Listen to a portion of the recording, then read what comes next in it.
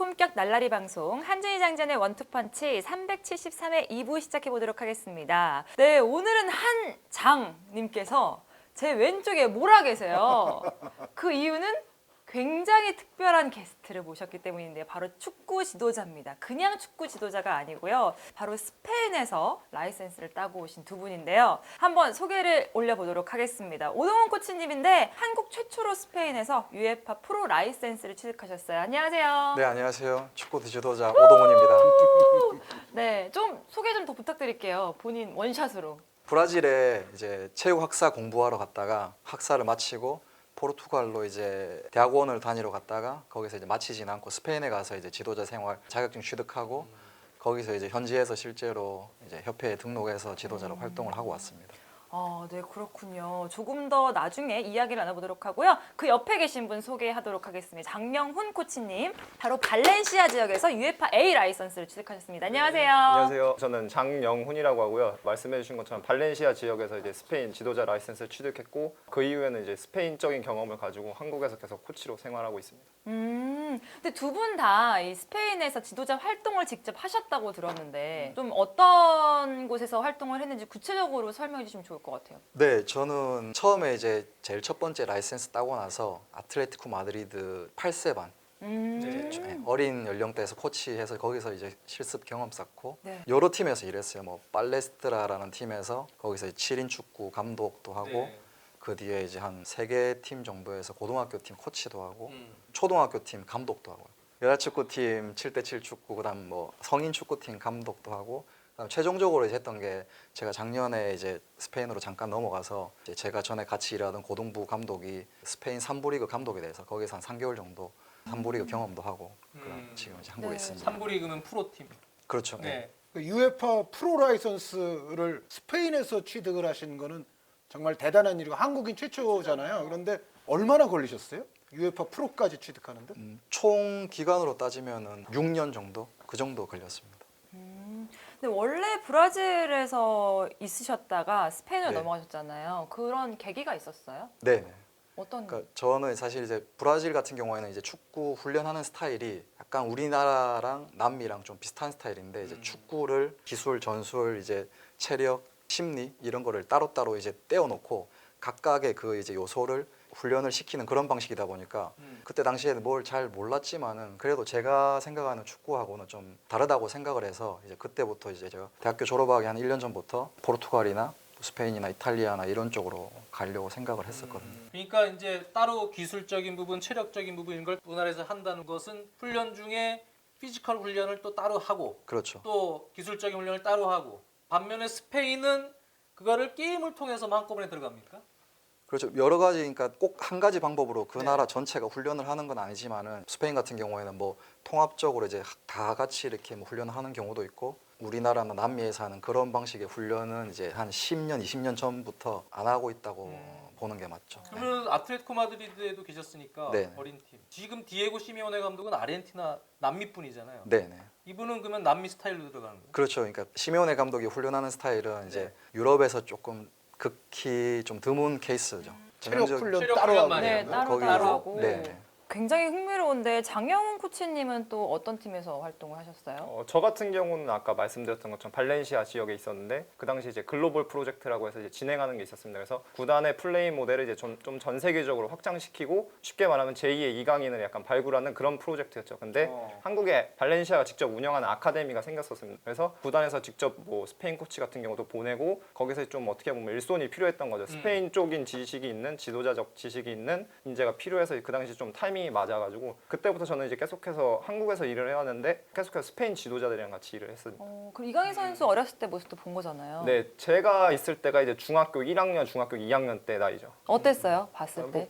저 같은 경우는 프로 산하 구단이기 때문에 정말 좋은 선수들이 많이 모이지만 그 선수들 중에서도 항상 손에 꼽히는 유망주 중 하나였고 결국엔 그 입지가 지금까지 이어와서 프로팀까지 들어가지 않았나 그렇게 생각합니다. 그 장영훈 코치는 특히 발렌시아에 있었으니까 이강인 선수에 네. 대해서 또 왔을 때부터 봤고 네. 관심 많을 텐데요. 네. 이강인 선수가 처음에 왔을 때 느낌하고 이제 지금의 행보에 대해서 어떻게 좀 보십니까?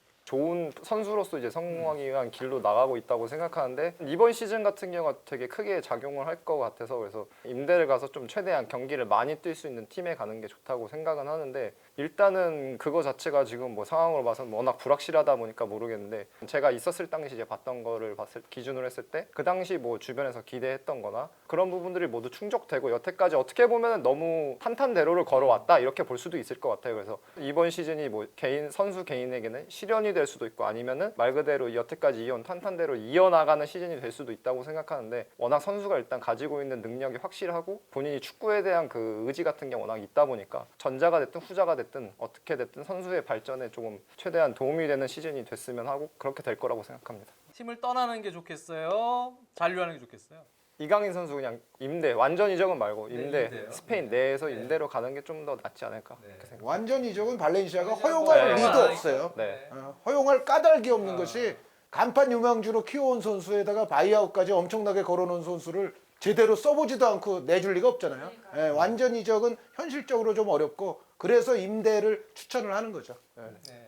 사실 스페인에서 이렇게 지도자 공부를 해오신 분들이 드문 게 사실이잖아요. 그렇기 때문에 오늘 시청자분들이 굉장히 많이 궁금한 것들이 많을 것 같은데 특히나 뭐 스페인 축구가 강한 이유에 대해서 저희가 원투펀치에서 자세히 짚어보려고 합니다. 대체 스페인 축구가 좀 어떤 시스템을 가지고 있는지 우리나라 좀 차이점이 뭐가 있을까요? 뭐 원론적인 이야기일 수도 있는데 일단은 축구하는 인구수 자체가 비교가 안 돼요, 한국이랑. 뭐 남녀, 뭐 학교팀, 뭐 동호회, 클럽, 풋살까지 다 합쳐도 한 3만 명 정도 되는데 네. 스페인 같은 경우는 이제 성인 선수 다 빼도 거의 한 70만 명 가까이 되니까 우리보다 이제 축구를 하는 수가 20배가 넘다고 봐야 되죠. 축구를 하는 사람이 많으면 많을수록 그 집단에 이제 잘하는 사람이 섞여 있을 확률이 더 높겠죠. 근데 아까 저희가 카카오 TV 할 때 얘기하셨듯이 9살 때부터 배운다고. 이제 정식으로 코치한테 이제 축구를 배우는 시기는 한국 나이로 5세, 6세 정도 되면 코치한테 이제 정식으로 배우는 그런 연령대죠.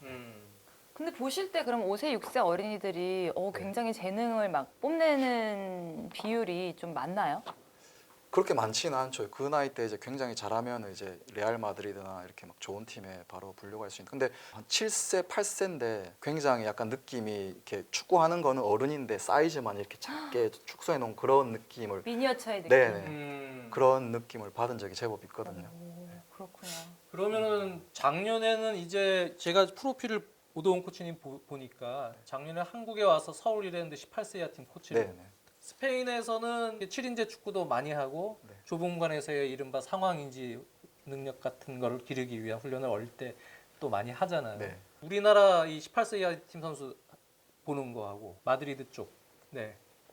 그 연령대 선수들 보는 거하고 확 들어오는 차이점을 한 두세 가지만 들면 어떤 부분? 한국 선수들 같은 경우에 좀 수동적인 경우가 많고 스페인 선수들 같은 경우에 능동적으로 자기가 스스로 해답을 찾아가는 그런 게 되는데 저는 생각에 축구 문제라기보다는 전반적인 문화 자체가 거기랑 맞아요. 여기랑 완전히 다르니까 사실은 이거는 한국 분들도 다 아실 것 같아요. 이렇게 외국 축구팀들 보면은 성인 선수들 이렇게 감독하고 이렇게 말싸움도 할 수도 있고 수직적이라기보다는 동료 중에 이제 감독은 그 모든 동료들을 컨트롤하는 컨트롤 타워 역할을 하는 건데 우리나라 같은 경우는 이제 감독님, 코치님, 피지컬 코치, 밑에 스텝, 그다음 선수 이렇게 수직적으로 돼 있으니까 이렇게 동등한 입장에서 이렇게 뭐 의견을 낸다든지 그런 게 좀 힘들다고 봐야 되죠. 심지어 그 코칭 스텝 간에도 위계가 있죠. 한국은. 그렇죠. 네. 예, 솔직한 얘기로. 네, 예, 네. 예. 한국에 와서 이제 코치직도 하면서 좀 되게 그런 문화가 낯설었겠어요. 뭐 적응이 안 되는 건 아닌데 외국에서 그런 스타일이 조금 더 편하기는 하죠. 근데 장용훈 코치 계속 가만히 계시니까 제가 장 코치한테 질문할게요. 장 코치는 대한민국에 있다가 스페인을 갔잖아요. 예. 지금 이 방송을 보는 많은 또 후예가 되고 싶은 젊은 분들도 네. 많을 거거든요. 한국에 이렇게 있다가 네.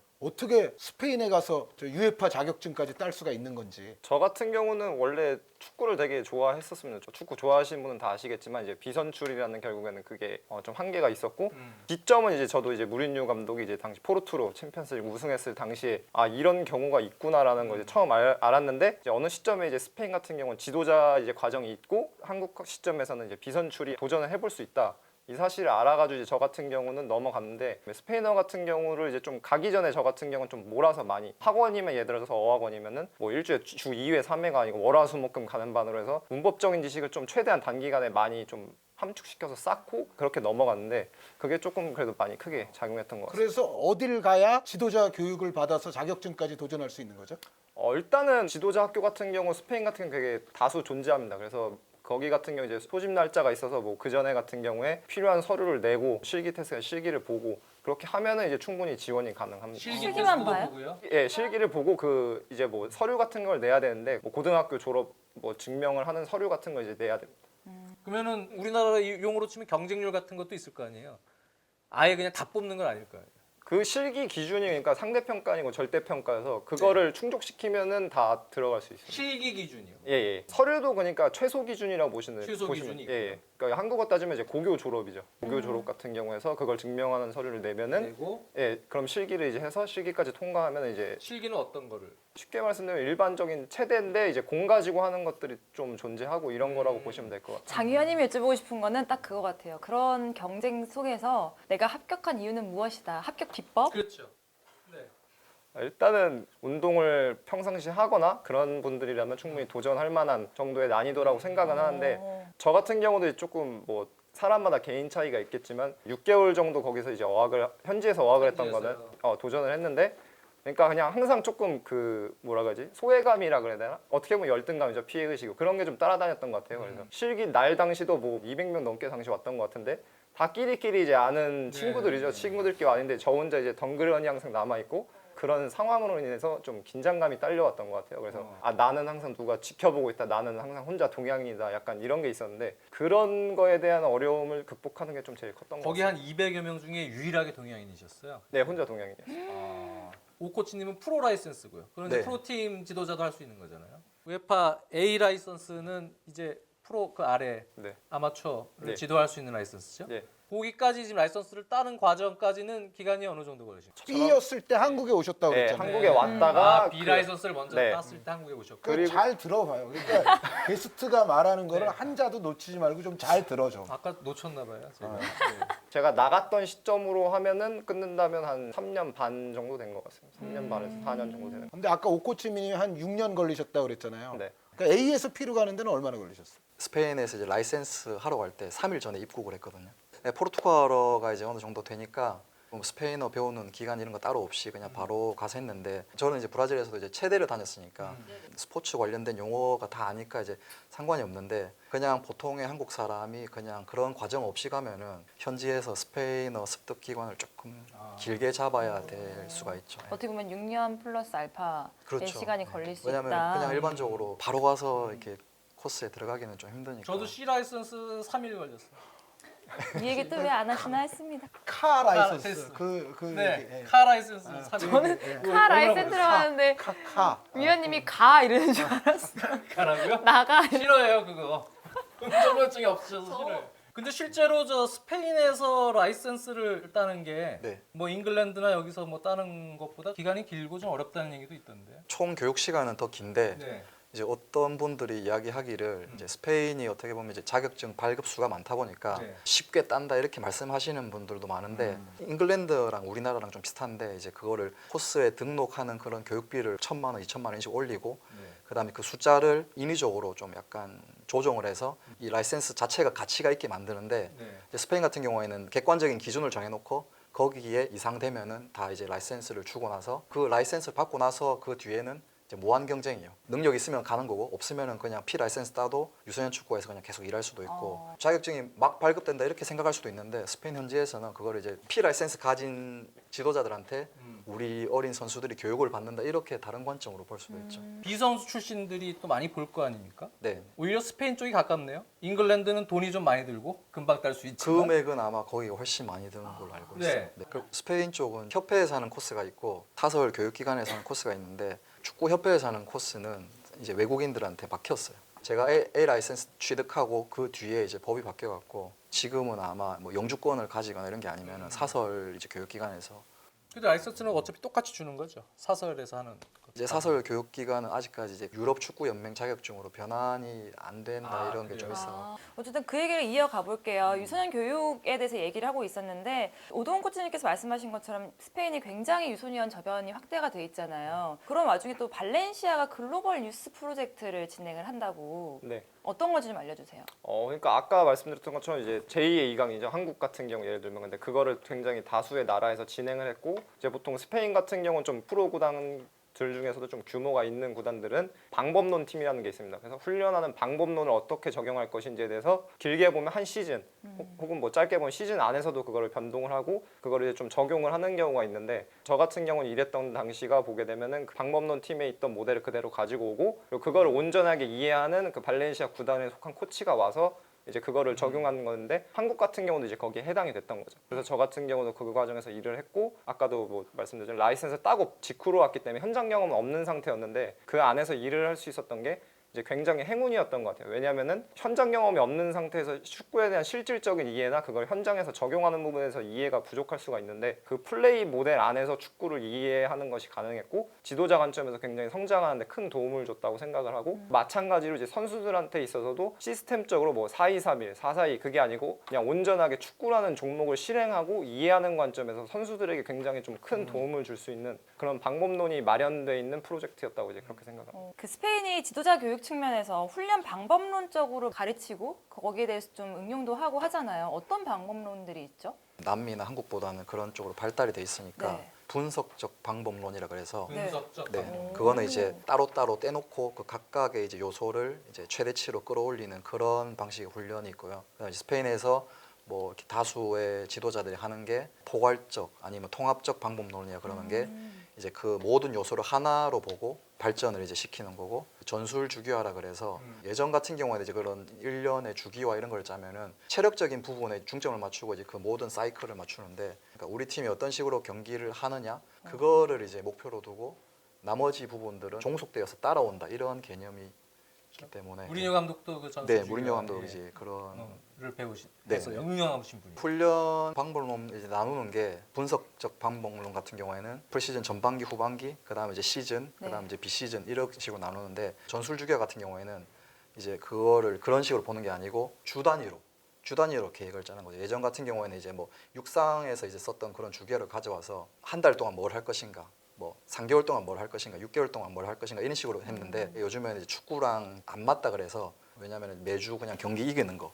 그거를 중요하기 때문에 거기에다 초점을 맞추죠. 그럼 다른 관점에서 보다 보면 본인들이 목표로 하는 지도자상도 좀 다를 거란 생각이 들거든요. 롤모델 이런 거 있으세요? 축구 간에 아무래도 조금 근거해서 보는 것 같아요. 그래서 직접적으로 볼 수 있는 게 경기인데 지금까지도 계속해서 경기를 굉장히 많이 챙겨보는 편인데 저 개인적으로 이제 키케 세틴 이제 지난 시즌까지 이제 베티스 지도했던 이제 감독이 있는데 그 감독 같은 경우에 좀 저한테는 굉장히 많이 와닿더라고요. 그래서 보통은 수비 공격으로 나누지만 공을 가지고 있을 때 내가 뭘 하느냐에 따라서 이제 경기가 좌지우지된다. 그리고 그걸로 인해서 팀의 경기의 결과를 바꿀 수 있다. 그리고 길게 봤을 때는 시즌의 결과를 바꿀 수 있다. 그런 관점에서 이제 좀 접근하는 감독이 키케 세팅 감독이고 그런 부분에 굉장히 영감을 많이 받는 것 같아요. 저랑 뭐 비슷하다고는 할 수 없지만 그래도 그나마 배경이 비슷한 그런 감독이 무리뉴 감독. 축구 이론 그다음에 실전 이런 거를 이제 결합을 해서 그 자리까지 갔기 때문에 제가 어떻게 보면은 따라가야 될 롤모델. 제가 왜냐면 지단이나 과르디올라 이런 사람들하고 이제 성분 자체가 다르기 때문에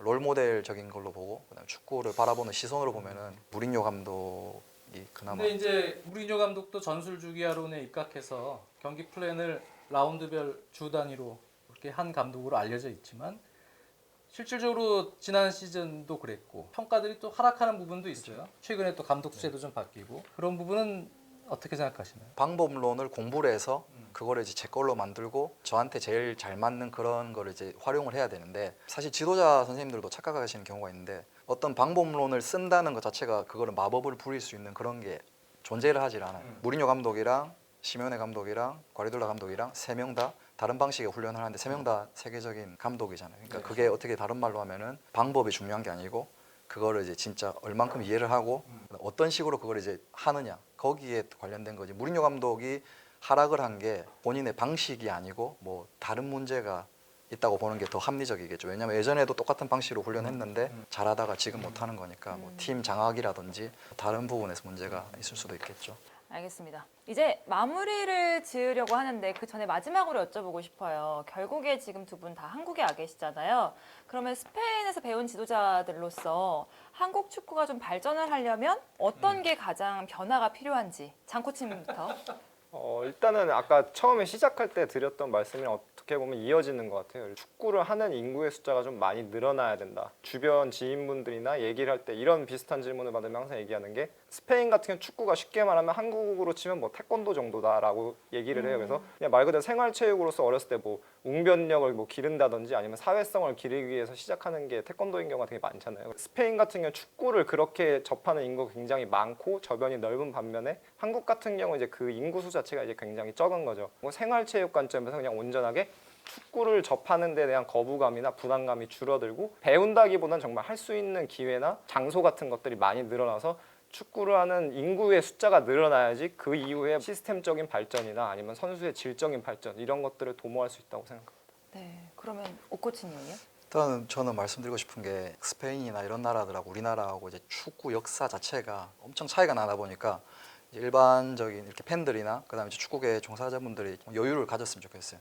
100년 넘게 축구한 나라하고 프로 역사 30년밖에 안 된 나라하고 우리가 이렇게 바로 따라가기에는 무리가 있다고 생각하는데 이제 그래도 이렇게 바꿀 수 있는 게 있다 그러면은 협회에서 이렇게 좋은 강사들도 배출하고 이렇게 해서 지도자 수가 좀 많아지고 그다음에 이제 축구하는 학생들 수도 많아지고 학생들이 좀 좋은 환경에서 축구를 배울 수 있는 그런 게 그렇습니다. 오늘 두 분을 모시고 정말 아까 말했던 것처럼 100회보다도 굉장히 알찬 시간을 그러니까요. 가진 것 같아요. 이제 저 멤버를 저 오동훈, 장영훈의 원투펀치로 이제 후는 커플, 후는 코치님 이렇게 붙여야 될 것 같은데 두 분은 또 이렇게 원투펀치 고품격 날라리 방송 참여해 주셨는데 좀 어떤 시간이었던 것 같으세요? 방송 카메라 앞에 서는 게 오늘 처음이라서 조금 긴장이 많이 됐었는데 너무 수준 높은 이런 방송에 초대해 주셔서 너무 영광이고요. 갑자기 부끄럽다. 부끄럽다. 그러지 마세요.